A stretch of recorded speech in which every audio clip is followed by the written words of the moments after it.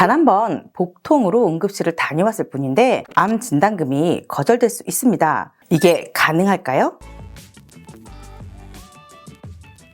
안녕하세요. 불필요한 보험은 싹둑 잘라내고 꼭 필요한 것만 딱 맞춰서 설계해드리는 보험 디자이너입니다. 여러분, 살면서 응급실 몇 번이나 가보셨나요? 저도 밤이나 주말에 도저히 참기 힘든 통증이 있으면 응급실을 찾곤 하는데요. 그런데 혹시 응급실 한 번만 가도 보험금을 못 받을 수 있다는 사실 알고 계셨나요? 응급실 본인 부담금 산정 기준이 바뀌면서 잠깐 응급실에 다녀오기만 해도 입원 환자로 분류될 수 있는 상황이 생겼습니다. 이게 왜 중요하냐면요. 보험 가입 전 이력이 되면 보험 가입이 어려워질 수 있거나 나중에 보험금을 못 받을 수도 있기 때문이죠. 이미 보험을 가입하신 분들도 이제 보험을 알아보시는 분들도 나중에 손해보지 않으려면 꼭 알아두셔야 할 내용입니다. 오늘 영상 끝까지 시청해 주시고요. 영상 시작하기 전에 좋아요, 구독 꼭 잊지 마세요. 본 광고는 손해보험 광고 심의 기준을 준수하였으며 유효기간은 심의일로부터 1년입니다.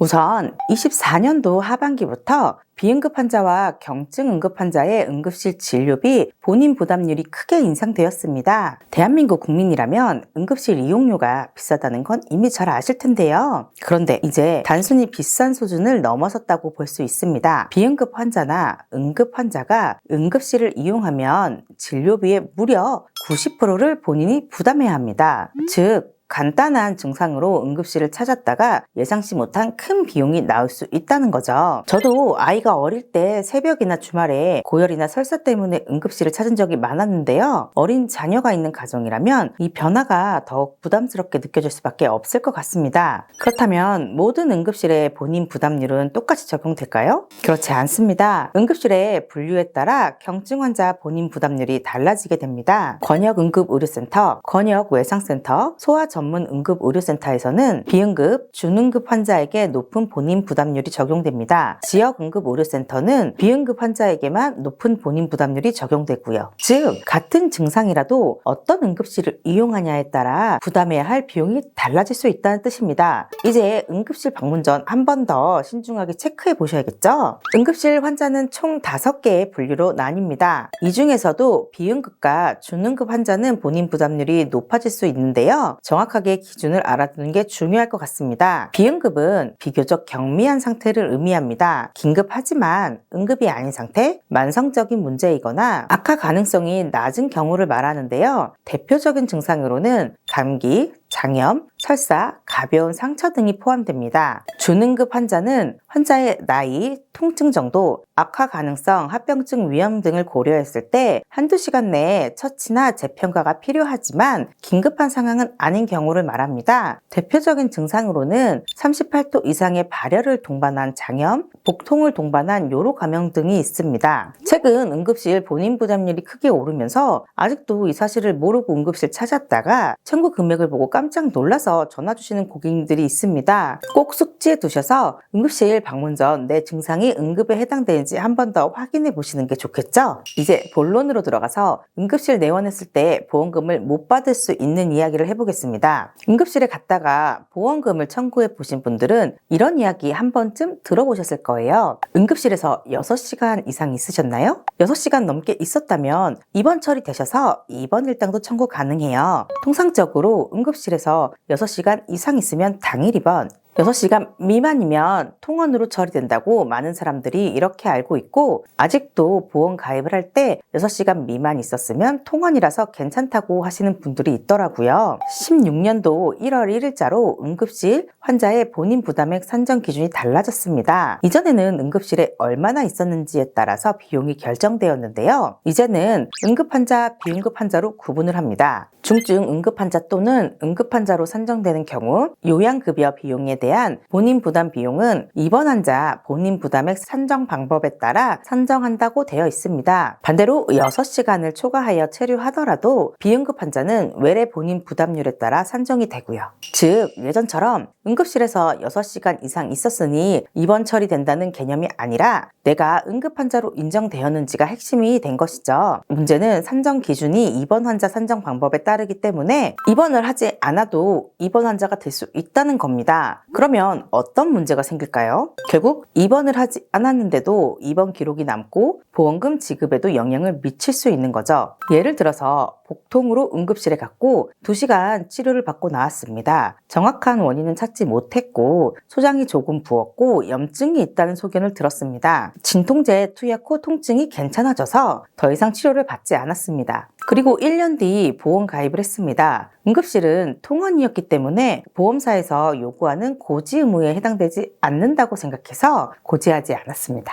그 후 2년 뒤 대장암에 진단되었습니다. 보험사에서 응급실에서 입원한 사실이 알릴 의무에 해당되지만 미고지했다고 판단해서 보험금 지급을 거절할 수 있는 거고요. 이 기준을 모르고 응급실에 방문했다가 보험금 청구 과정에서 예상치 못한 불이익을 겪게 된 것이죠. 최근에 제 고객님이 복통으로 응급실에 갔습니다. 진료기간을 보면 25일부터 25일까지라고 되어 있습니다. 당연히 시간은 작성되어 있지 않지만요. 새벽 6시에 응급실을 가서 8시쯤 병원에서 나왔다고 하십니다. 약 2시간 정도 치료를 받고 오셨는데요. 영수증을 확인해 보니 입원으로 처리가 되어 있습니다. 이제 이 고객님은 입원 이력이 생긴 것이죠. 우선 보험 가입할 때 꼭 체크해야 하는 알릴 의무에 대해서 한 번만 보겠습니다. 알릴 의무란 해당되는 병력을 꼭 말하고 가입해야지 나중에 보험금을 받을 때 문제가 안 생기는 질문입니다. 일반적으로 건강체 기준 315라고 해서 3개월 이내 병력, 1년 이내 재검사, 5년 이내의 병력을 물어보는데요. 최근 5년 이내 의사로부터 진찰 또는 검사를 통하여 다음과 같은 의료 행위를 받은 사실이 있습니까? 라는 질문에 입원이 있습니다. 앞서 말씀드린 사례는 바로 이 5년 이내의 입원 기준에 포함되는 경우입니다. 그런데 문제는 고객 입장에서 내가 입원을 했다고 인지할 수 있냐는 거죠. 예를 들어서 응급실 가서 2시간 정도 치료를 받고 퇴원했는데 이걸 입원이라고 생각하는 사람이 과연 얼마나 될까요? 제 생각에 아마 대부분은 난 입원한 적이 없어라고 생각할 겁니다. 이런 상황을 모르고 보험 가입을 진행했다가 고지 의무 위반으로 불이익을 받을 수도 있으니까요. 꼭 체크해 보셔야 합니다. 한국소비자원에서 보도한 자료에 따르면 고지 의무 관련 피해의 63.6%는 의도하지 않은 고지 의무 불이행이라고 합니다. 그렇다면 의도하지 않은 고지 의무 불이행이란 무엇일까요? 기억하지 못해 알리지 않은 경우, 단순 진료로 생각해 알리지 않은 경우, 질문이 불명확해 알리지 않은 경우라고 합니다. 내가 기억하지 못해서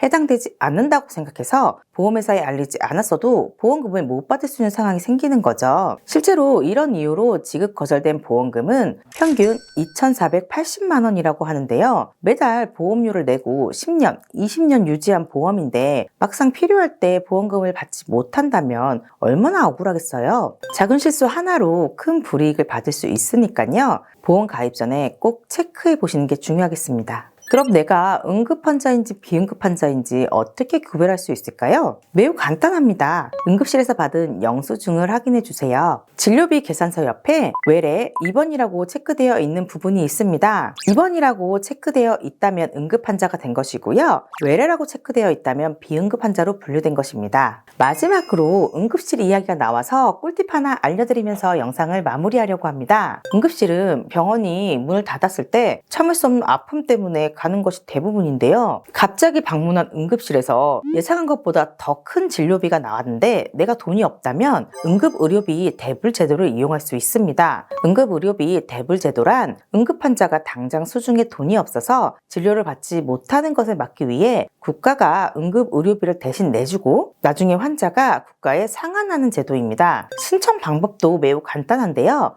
병원 응급실 근무 직원에게 응급의료비 대불 제도를 이용하겠다고 말하면 됩니다. 응급실을 이용한 모든 환자가 해당되는 것은 아니고요. 응급 증상이 있을 때만 가능합니다. 소화경련, 눈, 코 등에 이물질이 들어가 제거 수술이 필요한 경우, 호흡곤란, 얼굴 부종을 동반한 알레르기 반응 등이 있습니다. 상환 방법은 최대 12개월 분할 납부 가능하다고 하니 갑자기 응급실에서 큰 돈이 나왔을 때 유용하게 활용할 수 있겠죠. 오늘은 응급실에 갔다가 보험금을 못 받을 수 있는 상황에 대해서 이야기해봤습니다. 보험금을 받는 상황은 내 인생에서 정말 큰 위험이 왔음을 의미할 거예요. 무심코 넘어간 병원 기록 때문에 보험금을 못 받는 일이 없길 바라면서 오늘 영상 마무리하도록 하겠습니다. 저는 다음에 더 도움이 될 수 있는 영상으로 찾아뵙도록 하겠습니다. 감사합니다.